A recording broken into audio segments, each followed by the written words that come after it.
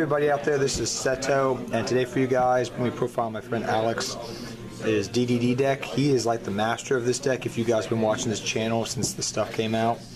Now, I should mention this is before Link monsters do come out. However, Alex has been working on a variation that does work with the Link mechanic, which he will profile down the road, hopefully, for us. Without further ado, let us get started. So I'll let Alex take over, guys. Hey, what's up, you guys? Alex again.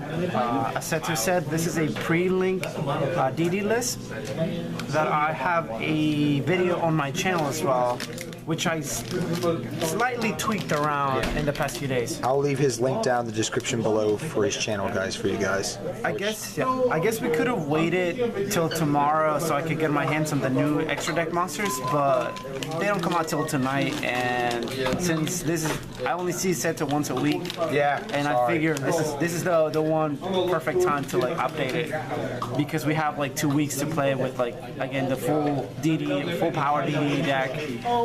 The Link's mechanic does slow down the deck a little bit, but the first turn is usually like very awkward to play, just because you don't know what to do, and I'm pretty sure a lot of people have given up on the deck because of that. They don't know where to go and how to like establish boards. But and again, in a month's time, I will be bringing you a post-Link DD deck that has a lot of cool, like, as people say, spicy text, which I'm very happy with. But so right now, like, full power DD, this is a deck that I consider taking to Nationals, which is in 4 days. But it's a really long tournament, and even though I know the deck inside and out, I still don't want to take it because, for one, Dryden's still a card, and Dryden beats the deck. And the second is because the deck takes a toll on your mind. Again, it's a 12-round tournament. I don't know if that's the best way to go, so I decided to go with another deck. But as right now, I will show you what I'm playing. And oh, by the way, before I start, this is a pendulum-heavy list. Yeah, you can still do a lot of things with the slimes, but this is a more pendulum-heavy list. Why? Just because the pendulum monsters are the best monsters in the game. If they die, they come back from the extra deck. So I figure start with the best monster in the deck. Ragnarok. He is the heart and soul of the deck, honestly. He does everything for you. As you all know, he's a Monster Reborn on summon, and on the scale, he's a Monster Reborn. So this is the main reason why Monster Reborn is banned, because he took Monster Reborn's effect. So we got 3 of those because the main monster. 3 of another of the main cards in the deck. A lot of the times you see 2, even 1 in standard list, but in the pendulum list, this is one of the better cards in the deck. Mainly because he makes rank 8 and he pulls guys back from the extra deck. There's a dark contract that not a lot of people know of, which I'll show you later in the video, that makes this card a full scales, which is like that card makes basically becomes a monkey board for the deck. If you know what monkey board is, a performable monkey board. So Thomas is really good at being a level 8 double D monster, allurable, tradeable, and all that. So 3 of, like, hands down, no questions asked. For the last 3 of, for the pendulum monsters, that is 3 Keplers. You'll know what Kepler does. He's the high scale. He searches for the searcher for any of the dark contracts, and we play more contracts than most standard lists. So 3 of this. It's level 1 formula, synchro fusion fodder. Brilliant card. 2 of one of my favorite cards. One that I had at 3 till a few days ago. I really like this card, but I kept dead drawing it, so I decided to go with 2.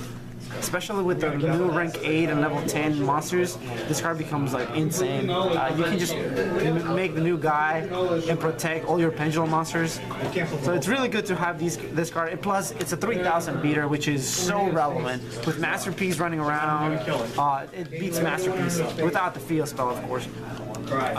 One time I was playing against True Draco, and I beat over my opponent, and he took 25 damage, which I found it hilarious. Actually, we laughed for a long time because nobody really takes 2,500 damage.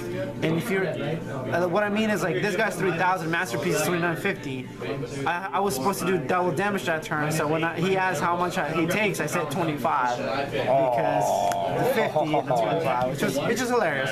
So again, he's just a beater. Usually just pendulum summoning back. With Ragnarok and Scale, you keep pulling back guys. And remember, with Lynx, another thing, the Thomas gets a guy back from the extract. So for example, if you have full Scales, you can get a, like this guy from back from the extra deck, and you pendulum summon a, I don't know, Ragnarok. Ragnarok goes to the extra deck zone. He goes to the monster, and then Ragnarok gets back anything from back. So Thomas will be essential in the link format. Yeah, so really good, like rank 8 plays. Very solid. I like Armageddon. He's a really good card. Another one that I cut from 3 to 2. It's Copernicus. Copernicus, it's a mandatory at least 2 of in the deck. I really like 3, but we don't play any of the rank 4s anymore. His level 4, it's really awkward in this list, so he's just here to like fusion fodder and send like a Lamia or a Slime to the graveyard. But he's still pretty good. He's the lowest scale, by the way, which doesn't really matter because you're not pendulum summoning anything. And I mean, pendulum summoning this guy is pretty good because you send something and then you use him as a fusion fodder, and then you keep playing, making plays because of the whatever you sent to the graveyard. So 2 of those. For the 1/0s, 1 Leonidas, 1 Newton, and 1 Orthos for the last pendulum monsters. These 2 were a 2 of in my previous list, but I decided to cut each 1 to 1 just because even though I am playing the Sires, at times I kept breaking with double Orthos, which in theory is not breaking if you go second because his effect to pop backwards not once per turn. So if you have 2, you can pop multiple cards. And he's a level 4 tuner that works with him. So if you pendulum summon these 2, you can make a level 8 synchro, which is not that bad. But I still feel though just the 1-of is decent. And this card is very clutch. It's very underrated. As I stated in my last video, if you top deck this when you're killing quote-unquote yourself, this card will save you. Or if you have it in your hand and you're doing a lot of combos, taking damage from Ragnaroks or anything else, you can special summon him and keep triggering your guys. And he's a level 7 monster, which is pretty relevant with Lamia to make your level 8s. Same with this, high scale, get anything back, level 7.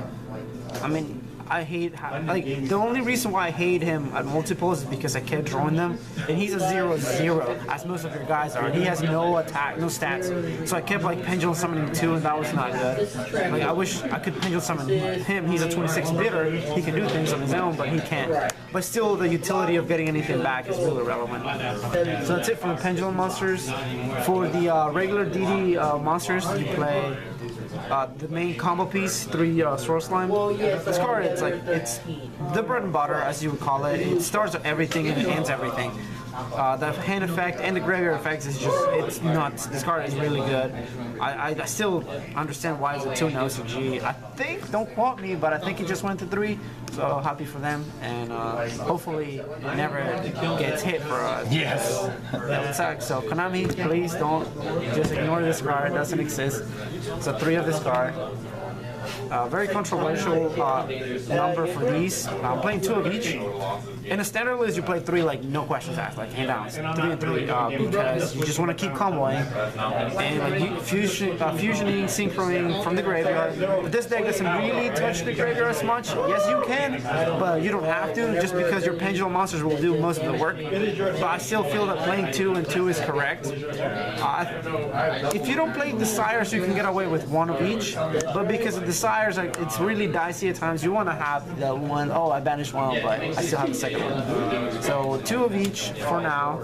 Maybe later I'll play 3 just because Lamia is really good to clear your monster that you summon. Like on League format, after you summon a Genghis and it's been used as effect, you can like send it to the grave with the Lamia to empty your extra deck zone.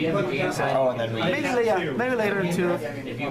And they're dark, they're DDs. And for the last DD monster Ghost, a card that I hated on the release, when this card got announced, I didn't like it very much. Just because the level 2 made it really awkward. I was like, what are you gonna make Siegfried? You can already make Siegfried. Like, what the heck? The sending effect, it's okay, it's a bonus, but the banishing effect is where it just shines. If it's banished, you can target any banished DD card and return it to the graveyard. So basically, if you are fusion summoning with these two, you fusion summon with one card because this is going to put this back. Or if you fuse with anything, let's just say with these two, and you have a banished Lamia, you can just return the Lamia and then keep comboing, which is pretty good. So it's a one-up, really good, and it makes Allure just broken because We banish it off a lure. at times you resolve 2 Allures in a turn. You can banish anything that you want in the graveyard, and then you banish this for the second Allure, and then this just returns it. It's a good card. It's really good. And for the last card in the main deck, Maxi, it's broken. I think this card's going to get banned after Nats, but we don't know. Hopefully it might, because a 1 is kind of laughable. It's like, what the heck, Konami? Put it at 3 or just ban it, which I think ban is correct. The card is way too powerful. For the spells, 3 Dark Contract with the best spell in the deck. It gets you to anything. I would say it's the best card in the deck because it gets you to the best card in the deck, which is right now. You can play 3. By the way, I always banish 2 out of with Desires. It's so dumb. Like, I don't know why I always seem to banish 2 with Pot of Desires. Has the dice roll been failing you? Like, I know you kept saying last. Oh, right. Yeah, you always keep going second. Yeah. No. True story about it. The past month, I didn't go first once. Game 1, I kept losing every die roll, which actually was fine because I had to make my decks for going second. So every deck that I owned was made to go second because I knew I wasn't going to win a die roll. So yeah, I still haven't won a single die roll. So let's see if today. I've been paying attention. It's true. It's 100% true. My favorite card in the draw power arsenal, it's Allure of Darkness. Such a great card. Draw 2, banish 1. Like something I didn't know up until like a few months ago, and I'm pretty sure a lot of you didn't know. This was a TCG exclusive, by the way. So for all of you that said, "Oh, TCG exclusives are not very good," this was a TCG exclusive before. Way back in Phantom of Darkness. Yeah. So. Yep. One of my favorite cards. You have to play 3 because everything in the deck except Maxis, it's dark. So you have to play 3. More draw cards. I had this at 3. Yeah, I saw the last one. So I cut 1 Armageddon and trade in to make this to make room because I was playing 47 cards. So I guess those and now it's 45. Those 2 were the cuts that I made just to make the deck a little smaller. It's because I kept breaking on this. I think I was at a. I forgot where I was. It was a tournament, which I was super ahead, and I was playing against Zoo. And I resolved a trade-in. No, I resolved Desires, and I drew 2 trade-ins. And I'm like, I couldn't have anything else, and I would have won that match. But this card's really good. Putting everything in the graveyard for you to get it back or use as a resource, still really good. With links coming out, this might be cut entirely because there's a combo that lets you draw 4 cards out of 2 cards, which is pretty nuts, and I will explain that much later whenever I make the deck flop. 2 of those, 2 of the best cards in the game. It says draw 2. Like, what else could I say about it? It's game. Good card, by the way. It's kind of funny how like it just phased out of the meta for a little bit, and now everybody's playing it again. Which is like the card's always been good and it's been here. It just depends on the deck. Yeah. Exactly. You don't play it in decks that you need to get to the 1-up and it's gone. Like you just lose. Like I wouldn't play this in BA because Zir is at 1 and Graph is at 1, so I don't know. But like in anything else, even in Zodiacs, people are playing it, which again is correct. I was playing this before everyone else. Yes, call me hipster, but. Yeah, I was playing this in Zoo. Do you like your +2s? Yeah. For the 1-ups, contract with Swamp King. If it gets banished with Pot of Desires, you can make your Omega work extra hard, put it in the graveyard, and then get it back with Genghis. So, or even if that happens, and if you really need this card to do plays, if it gets banished, you can put it in the graveyard with Omega, and then add it back with this guy because he discards itself to add anything back. So there you go. So just the 1 is you need. 2, it's not. 3 is just too many. And this is the card I was talking about, the full scale. A lot of people, or I guess one person asked me in my last video, how often do you complete your scales as a -2? Which scales, remember, are always -2. unless a scale has an effect that gets you something. So he was like, how often do you get scales in the deck after doing a play? And I told him, there's a card that exists that not a lot of people know because no one knows the deck, honestly. People only know what 3 of the cards do. But this card is actually really good. It lets you grab a pendulum monster from the graveyard or face up extra deck into the scale. So if you at times you have like so many loaded, like you have these two, you have this. I'm seriously gonna do this. Like by turn 2 or 3, you have all these in the extra deck after making a play. So, or even this can be in the graveyard. If you draw this or summon this to get it with this, you can like activate it, add this to the scale, and then he will let you get a scale from the extra deck, which that's what I mean by full scales. And you can pendulum summon all these guys, and these 2 trigger. He's big. It's like so good. Like this card is actually really cool. Like I still don't know why people like don't ever play it. I mean, don't get me wrong. I understand why they don't, because like it's not good in the standard list. But in this list, it's actually. It sounds like it'd be good in links too. Yeah, it powers up your plays. This card is really good. Like try it out if you have it. Recommend. For the last spell, win more, 1 for 1. I believe this card should be banned, but with links coming out, I think it's not gonna matter because you can't explode, right? And level leader is not going to be a threat anymore because links. So whatever. And for the last 2 cards, Dark Contract with Woodbridge. This card is really good. It's not as good in this list because you rarely have monsters in hand. But at times you can go into the control aspect of the deck instead of the OTK. And this card will let you get there. It will let you pop cards and control the game again. This card is very underrated. It's one of my favorite cards in the deck, hands down. And Solemn Warning to stop Pendulum Summoning, to stop Masterpiece, anything like threatening, you just stop it with this card. I still say it should be banned, but whatever. That's it. That's 45 cards. Extra deck. Extra deck is 2 Genghis, main combo piece of the deck. I really wish we got high executive Genghis in the Battles of Legend. But I don't know when we're going to get that. And hopefully we get that right before Links because Executive Genghis is one of the main... Like, this card is nuts in this deck. Executive Genghis is like the best card in Links because he lets you do everything. And he's an 8, so... 1 Oracle D-Arc. You still have to play the 1. A lot of people play 2, which is not bad, but I just don't think there's the room for that. Beowulf, level 8. Piercer. The piercing matters. It really, really does. A lot of people don't know that, which is funny. At times, they just feel safe behind their like 5 monsters, and I can just go like attack for a game. They're like, how? All my guys pierce. It's really good. For the synchros, you play Formula because comboing and drawing out of it's pretty good. I play this guy as well, combo with Formula. Because at times you can end up with this. Well, you can end up with Genghis